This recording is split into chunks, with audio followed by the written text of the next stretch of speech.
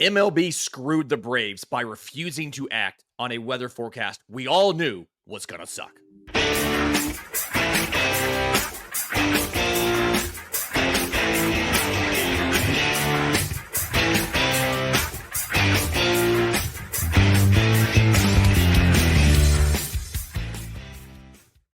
Yes, welcome on in to Braves Today, your home for news, notes, and updates on your Atlanta Braves. I'm your host, Lindsay Crosby. You can follow me on Twitter at Crosby Baseball. He's Christian Rauh. You can follow him on Twitter at Christian S. Rauh, R-A-U-H. You can find all of our written work, bravestoday.com. That's the Braves Today Substack. And Christian, there's no baseball to talk about from last night. There's not going to be any baseball tonight to talk about tomorrow. And there's a lot of blame going around. There's a lot of Joel Sherman of the New York Post handed over his notepad to Mets sources who blamed Atlanta for all of this. And if you step back and you look at what happened in a rational, logical manner, MLB screwed this up. And not only did MLB screw this up, but they screwed this up in a way that hurts Atlanta a lot more than hurts the Mets. If you've been living under a rock, obviously, what happened is we've known since Sunday, Monday, the weather was going to be bad in Atlanta later this week. And the Mets played Sunday Night Baseball. They flew in after the game to Atlanta, had an off day in Atlanta on Monday. The Braves also had an off day after coming back from Miami. The teams played on Tuesday. Atlanta stomped them, right? Atlanta dominated that win, had tons of momentum. Swellenbach was great. Michael Harris went off. The Braves did really well, had the momentum, and now have the tiebreaker because they have one more win over the Mets this year in the season series. No game yesterday. A couple hours before, I think about 2 hours before it was supposed to happen. Lineups were already out. MLB announces Wednesday and Thursday's games are not only postponed, but they're moved to a doubleheader on Monday. The regular season ends on Sunday. The Braves are at home versus the Royals. The Mets are on the road in Milwaukee versus the Brewers. New York will have to fly back on Sunday night to play possibly 2 games against Atlanta on Monday.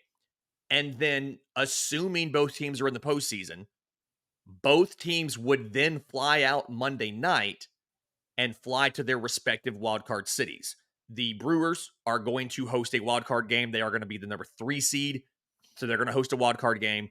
And then the Padres, as of right now, the number 1 seed in the wildcard, they will host a playoff game. If they somehow catch and pass LA, the Dodgers will probably end up hosting that wildcard game. Either way, you got to leave town and go play some games on wildcard games on Tuesday after playing a doubleheader on Monday. Before we break down all of this, Christian, how much does this suck? Yeah, this is not fun. First of all, I wanted to watch some Braves baseball yesterday, and I wanted to watch it today. I wanted to see Jim Cantori throw out the first pitch in the Rubber Ducks, and I'm not getting that, so I'm a little upset, Lindsay. Regardless, I don't think that was ever going to happen. By the way, I don't think they got my email. I don't think they received that. I am just saying that the Mets offense. Let me take that back because I just said that wrong. The Braves offense has been very hot as of late. We have seen them look really good. Now they have 2 days off. Now they got to change the ways that they're playing. I know it's going to be all about pitching. We're going to talk all about pitching in this episode, Mm-hmm. but this offense has been the biggest concern for the Braves all year long. They finally figured it out, and then they get this just big hole in the road. This is screaming for them to drop off again. And this is the pessimistic view of myself here when I'm talking about this offense with the peaks and valleys, but you are asking for them to drop right back into that slump. And I hate to say it, but you're playing a Kansas City Royals team that is a high offense team. They're battling to get in the postseason themselves. They have to step up right away on Friday or they're going to be in trouble. But I agree with you. I think MLB messed this up. I think there's a lot of issues that need to be fixed. I think they easily could have played on Monday. That just never happened. Yeah, there's just a lot of things. I'm frustrated if you can't tell. And I'm more frustrated about the Kentori thing, though. I'm still frustrated about that. Yeah, on Friday when Atlanta takes on Kansas City, again, assuming the Hurricanes done in time for them to get that game in, which we think it will. that will have been the second game for Atlanta in 5 days. Because again, they were off Monday. They could have played, but off Monday, played on Tuesday, off on Wednesday and Thursday. So that'll be the 5th day and the second game. And we talked so much last postseason. Brian Sicker talked about it in spring training about how having that layoff between the regular season and the divisional round, how that hurt Atlanta, especially their offense when it came to facing live pitching and legit pitching. And this, like, my ultimate complaint here. Okay, so the New York Post, Joel Sherman, said that he reported in an exclusive that, per his sources, the Braves didn't want to proactively shift the start times, right? They wanted to keep Tuesday, Wednesday, Thursday. And more reporting from a nonpartisan person, in this case, Britt Groley of The Athletic, reported that the Braves, the Mets, MLB, everybody originally thought they were going to be able to get Wednesday's game in. Okay. So you're looking at the thought process going into the week was that there's one game that we might not get in. And it's important to note, and Sherman even confirmed this in his piece, the Thursday game, the Thursday makeup, that's a makeup game from April. The Braves and Mets got rained out in April. New York was apparently mad because they had done their pregame work and everything and never got the game in. And they insisted that rather than that game be made up on a mutual off day anytime between April and now, that instead it just get added to the end of their series of this series. This was originally, when the schedule came out, supposed to be a 2-game series on Tuesday and Wednesday. The Thursday game is only on Thursday because the Mets insisted it would be. They refused to find any other mutual off day to come to Atlanta to play a game. I don't have an issue with Atlanta saying, hey, we think Tuesday and Wednesday can go off. We'd rather not make a change if we can help it. I don't have an issue with that because, one, Tuesday went off and the original weather forecast was that Wednesday should have happened. Ultimately, the issue here, one, is the Mets insisting that game was on Thursday. But MLB has the ability, as confirmed by Groley in the Athletic article, as confirmed by many people, MLB has the ability, provided that the Players Association agrees, they can force logistics. They could have moved Thursday's game to Monday. They could have insisted the Mets came during the regular season on a mutual off day over multiple months. This is like when you're in college and you have a lab class on Monday and you miss your lab and you reschedule it for the final lab of the week. If something happens and you can't make that one, there's no other time to make it up. Like, this problem is a problem because the Mets were insistent they wouldn't make an extra trip to Atlanta. And MLB refused to step in and say, hey, we don't want the worst case scenario of a Monday doubleheader before these teams have to travel to possibly travel to wildcard games on Monday night to play on Tuesday. Yeah, no, I'm with you.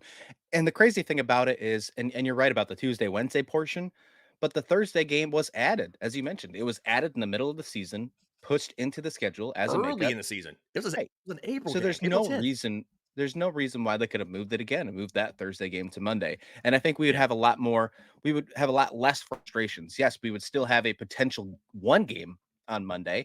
but that one game may not ever be played because of the status of what happens with the Diamondbacks this weekend and how the rest of the standings look. But when you have two games, a double header, something that's starting at what, 1 o'clock on a Sunday after you have to play a whole weekend worth of games, and then which was supposed to be your travel day, assuming if you made the postseason.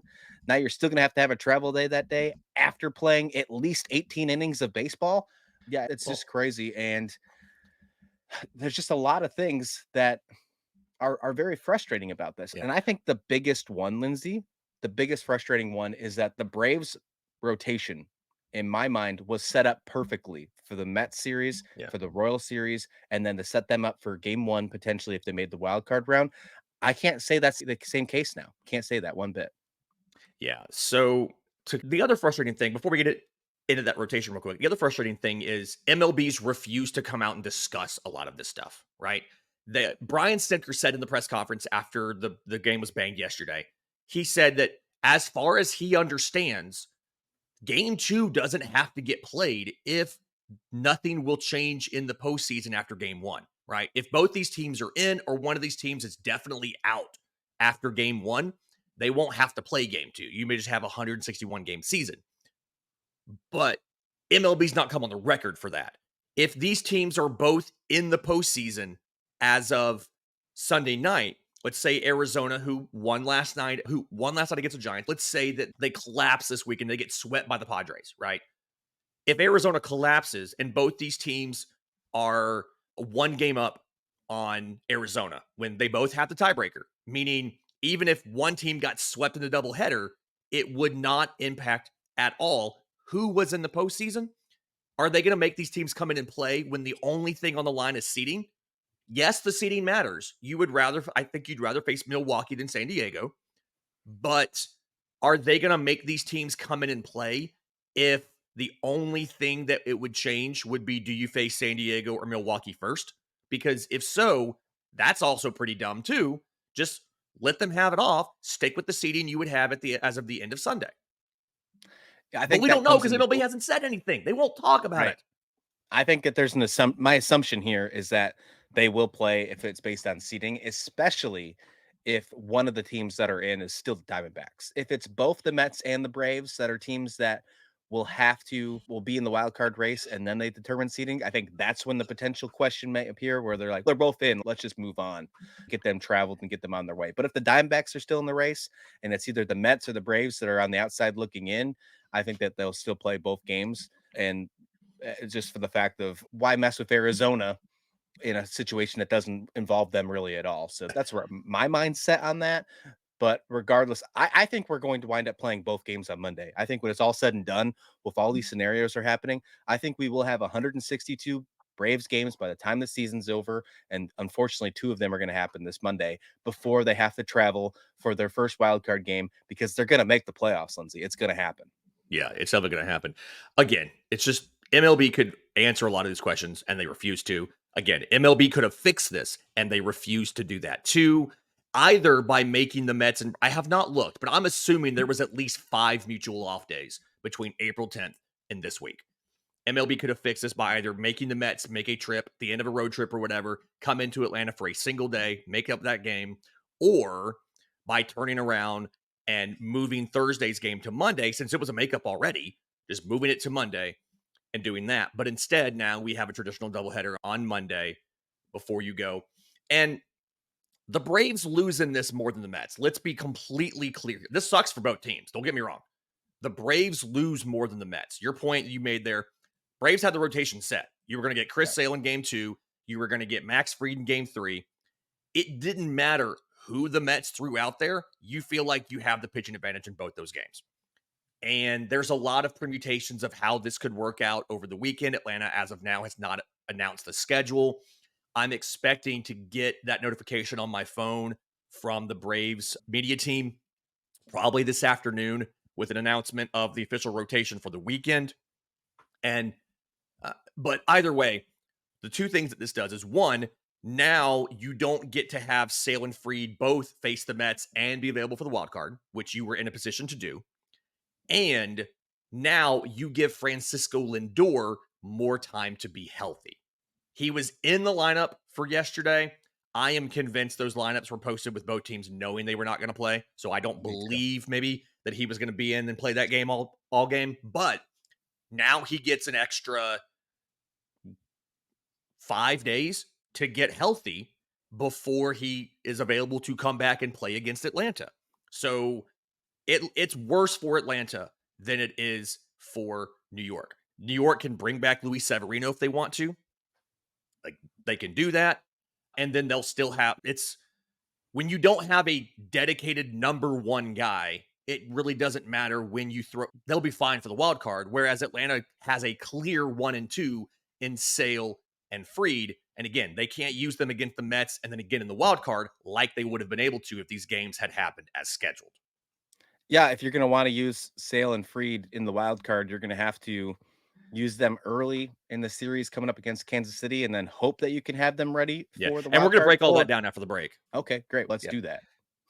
Yeah. Okay. In just a second, we're going to go to break. We'll come back. We'll discuss how you can adjust this rotation and the different options you have versus like for how you want to use these guys. We'll do that next right here on Braves Today. That was a Welcome really back. clean transition, I'm sure. But you know Thank what? you. I'm fuming for it, though. I'm fuming. This game has got me frustrated. This scenario's got me frustrated here, Lindsay. We are both hot right now. Thank you for joining Braves Today. Lindsay, Crosby, Christian, Rauh. We're talking about how MLB completely screwed this whole thing up. And again, Mets fans are blaming the Braves. Obviously, that's what they're going to do.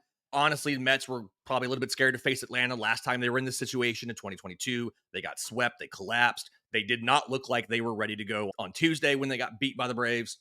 But this sucks for Atlanta more than for the Mets. And let's get to that rotation thing. So here are your options right now. The way that just the schedules and the dates lined up, Grant Holmes would have started on Saturday. Spencer Schwellenbach would have started on Sunday. Charlie Morton would have been the guy on Friday. Okay.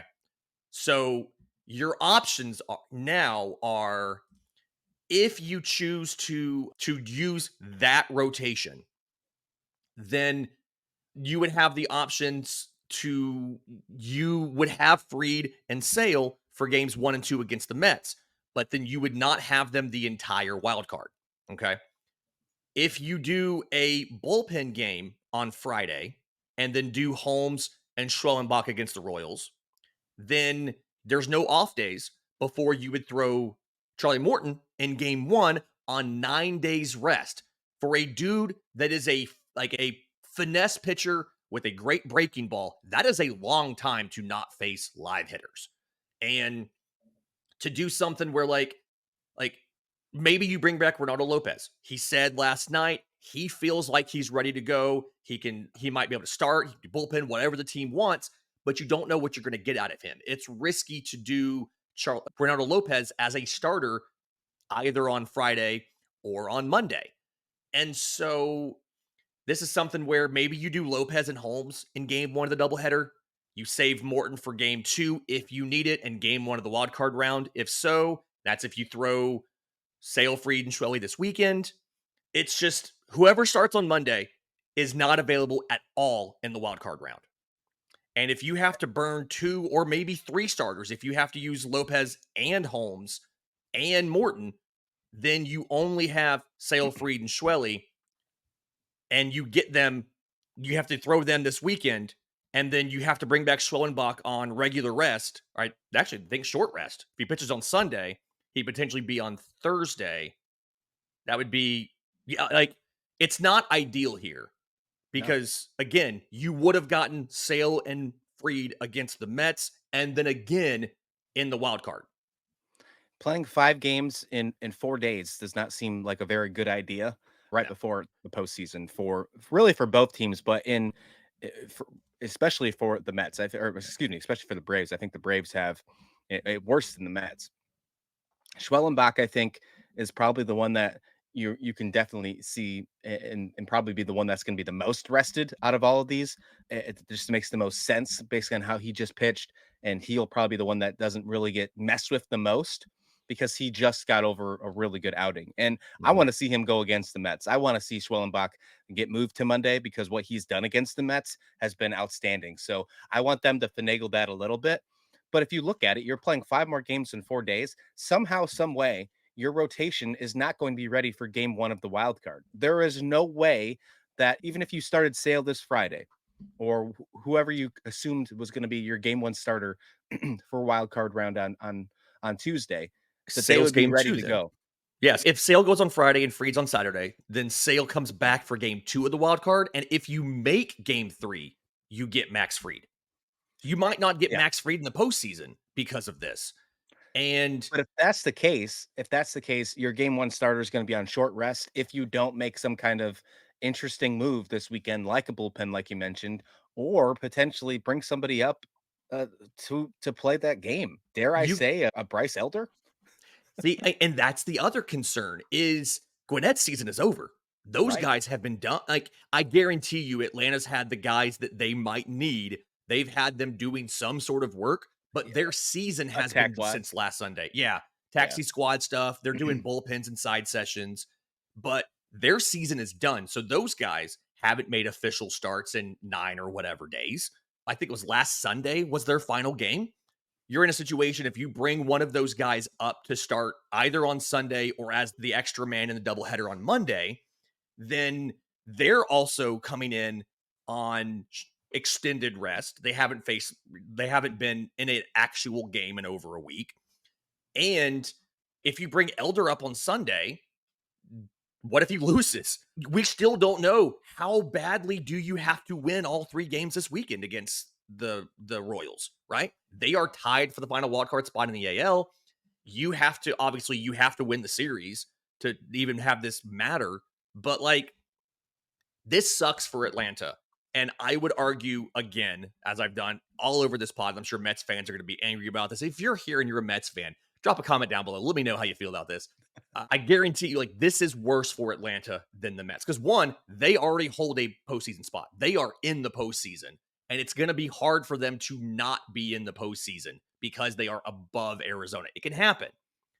But they hold a postseason spot. Atlanta doesn't. Atlanta had all the momentum. They had the rotation set up for this series and the wild card round.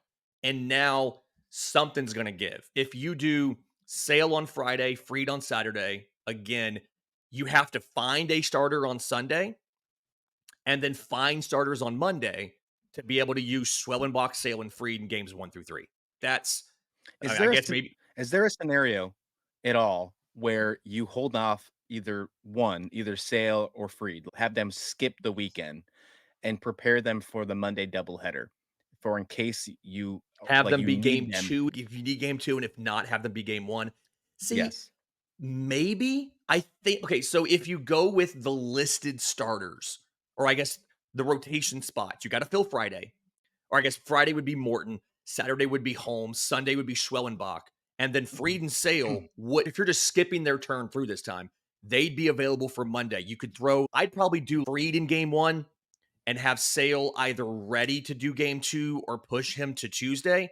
But I Yeah. also wonder how well he would do if he wakes up, does all of his preparations to start, and then doesn't start.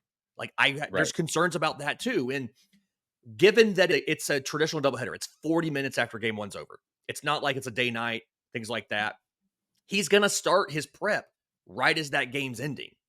And so what either has to happen is MLB has to tell them ahead of time, hey, these are the scenarios in which you won't need to play game 2, or he's got to start getting hot and then shut it down to come back on Tuesday after a plane ride. I don't love any of that.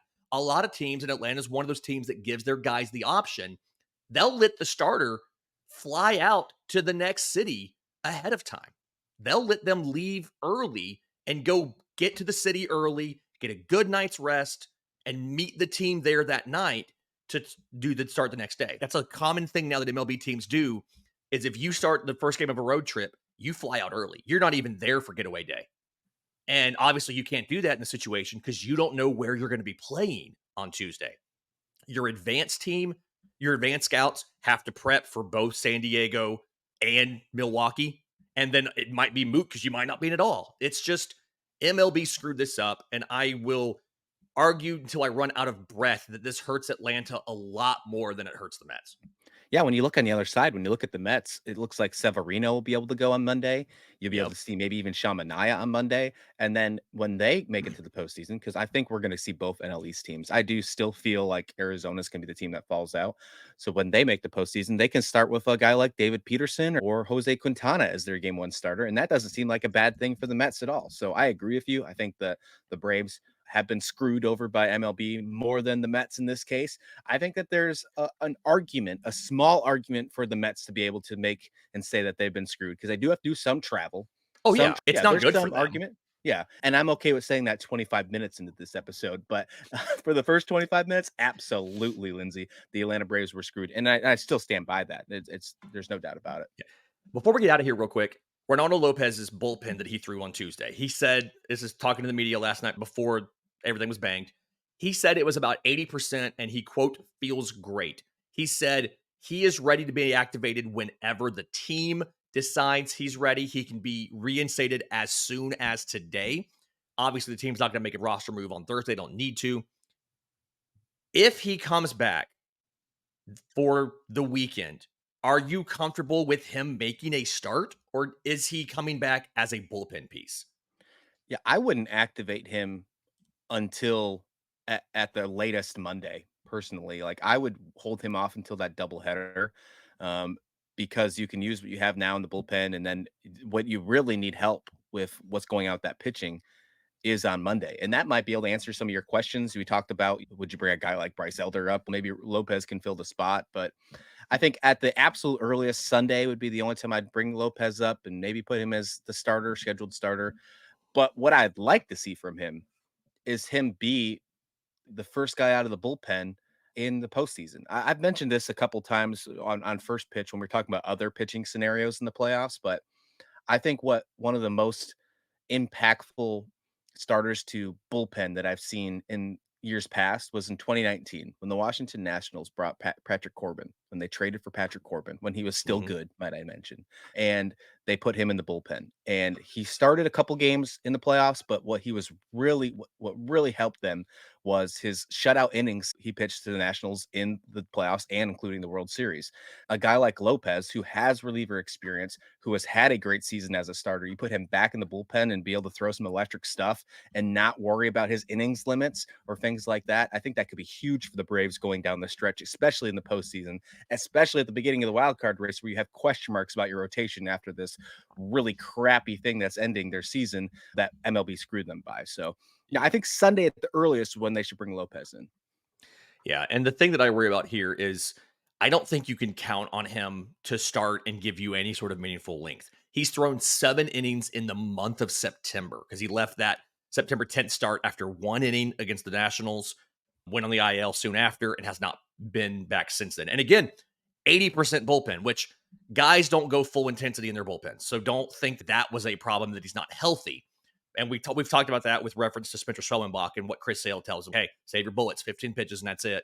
But I don't think you can count on him to be one of these starters in one of these games simply because you don't know what he can give you. And the worst case scenario is to push him farther and farther towards maybe they are like, hey, we'll have him be the extra man for the doubleheader on Monday, and we can have him get in game 2. But what happens if he can only go 3 innings in game 2?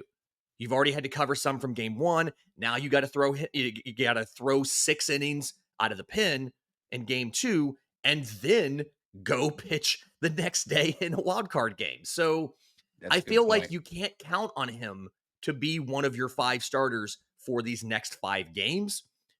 You just have to hope that you don't have to play all 5 games. That's the best you can do. You need to hope that you need to find a way to not use Schwellenbach so that he can be your game 1 starter for the postseason. You got to throw Sale and Fried on Friday and Saturday simply so that you have them for games 2 and 3 of the wild card. And then you got to go Sunday with maybe, like you said, maybe you do Holmes and Lopez piggybacked. Maybe you save Morton for Monday and be like, hey, Charlie, you got to give us as much as you can. Empty the freaking tank. You got to go as deep as you can. Save us on this. Maybe that's the game plan. But either way, none of this is great. All of this sucks. And none of these plans are that good. And none of them are as good as the plan you had in place. And that's MLB's fault. Yeah, and that's what's the most frustrating part is that there is no outcome right now that we're seeing with this rotation that is better than what the Braves already had.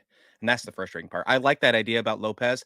I like that idea about piggybacking him and making it because I don't think you should make him as the extra man of the doubleheader. Although I like that's when he comes back.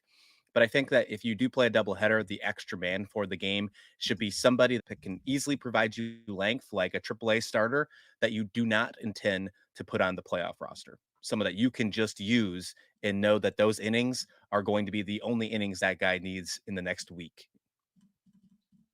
Yeah. This has been Braves Today for Thursday, September 26th. I promise we won't rant as much on the next episode. We'll be back tomorrow. Hopefully, we'll have idea on the rotation. We'll break down what to expect from the Royals. They've been struggling recently, but they are tied for that final wildcard spot. So this is still a competitive race with Kansas City.